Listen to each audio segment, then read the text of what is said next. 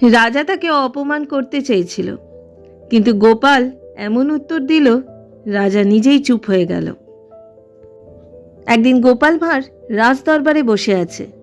রাজা হঠাৎ রেগে গিয়ে বলল, গোপাল, তুমি তো সব সময় নিজেকে বুদ্ধিমান ভাবো, বলো তো এই দুনিয়ায় সবচেয়ে বড় বোকা কে? সবাই চুপ। তারপর শান্তভাবে বলল, মহারাজ, সবচেয়ে বড় বোকা সেই মানুষ যে নিজের ভুল জানার পরও সেটা বদলাতে চায় না। দরবারে নিস্তব্ধতা, কারণ রাজা নিজেই নিজের ভুলে জেদ করে বসেছিল। রাজা কিছু বলল না, শুধু মাথা নিচু করে রইল।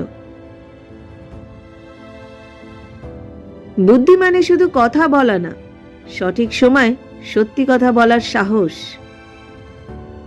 আজ তুমি কোনো ভুল জানো, তাহলে সেটাকে বদলাও, না হলে তুমিও সেই বোকাদের মধ্যে পড়ে যাবে।